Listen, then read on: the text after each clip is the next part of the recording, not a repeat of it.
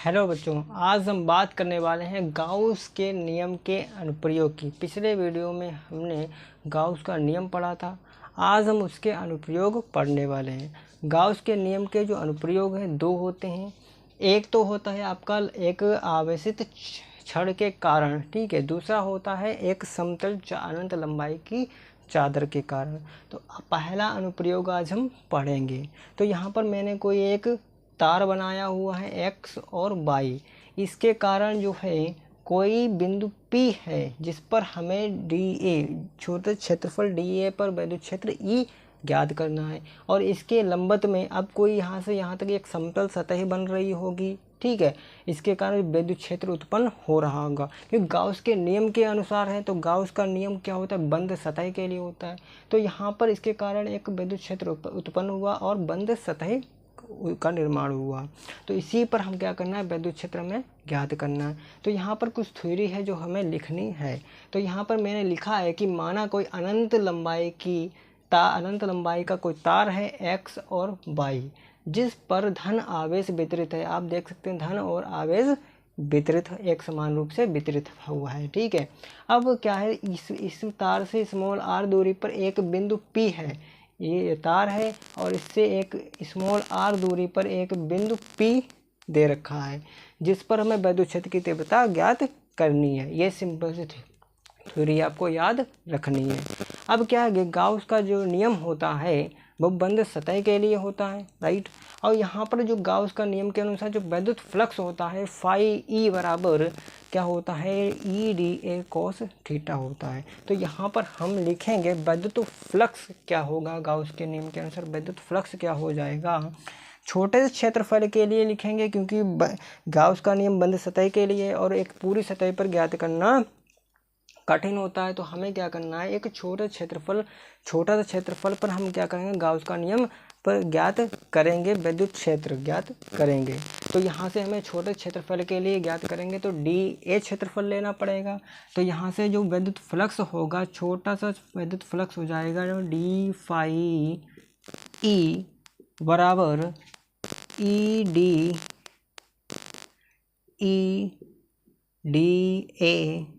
और इसका हमें क्या करना पड़ेगा? समाकलन करना पड़ेगा। क्योंकि जब भी छोटे क्षेत्रफल की बात हो रही होती है तो हमेशा हम क्या करते हैं? समाकलन करते हैं। और समाकलन उसी राशि का किया जाता है जो राशि बदल रही होती है। तो यहाँ पर जो है क्या है कि समाकलन विद्युत फ्लक्स क्या होता है? हर बिंदु पर बदलता है। और यहाँ पर विद्युत क्षेत्र तो नियत रहता है सभी के लिए। और DA जो है, DA क्या है? सदिश राशि है। विद्युत क्षेत्र भी सदिश राशि है, लेकिन विद्युत क्षेत्र क्या है? नियत है।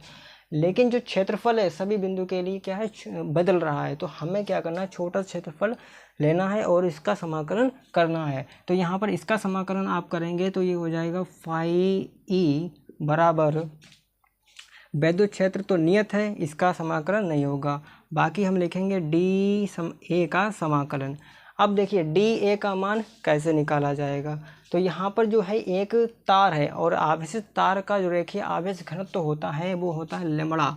और लेमड़ा बराबर आपका होता है Q/L, ठीक है। Q/L होता है। यहाँ से अगर Q का मान निकालेंगे तो Q हो जाएगा लेमड़ा L, ठीक है। Q का मान निकालेंगे लेमड़ा L हो जाएगा और DA क्षेत्रफल हो जाएगा। अब क्षेत्रफल ये बेलन बन रहा है तो बेलन का जो क्षेत्रफल होता है πRL होता है, 2πRL होता है। तो बेलन का जो क्षेत्रफल होता है तो यहाँ पर हम लिखेंगे DA यानी छोटे क्षेत्रफल के लिए π/2πRL। अब क्या करना है? 2πRL को यहाँ पर रखना है। तो यहाँ पर फाई E बराबर हो जाएगा E इंटू 2πRL। इसकी जगह पर 2πRL रखेंगे, 2πRL, ठीक है। अब क्या करना है आपको? अब क्या करना है? ये विद्युत क्षेत्र निकालना है। अब गाउस के नियम के अनुसार हम बात करें, यहाँ पर लिखूँगा गाउस के नियम से गाउस के नियम के अनुसार बात करें तो उन्होंने बोला था कि बंद सतह के लिए जो फ्लक्स होता है Q/ε0 गुना होता है। तो फाई E बराबर होता है Q/ε0।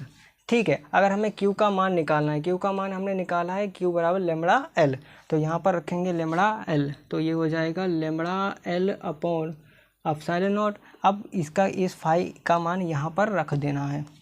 यहाँ पर जो मान रखेंगे lambda L upon epsilon not बराबर ई इंटू 2πr एल।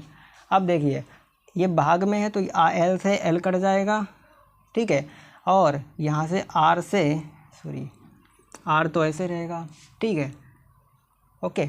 अब क्या करना, ई निकालना है तो ई को इधर भेजेंगे क्योंकि जो निकालना है उसको बराबर के इस पर आप निकालेंगे ई, तो यहाँ से ये हो जाएगा, इधर से मल्टीप्लाई हो जाएगी, तो हो जाएगा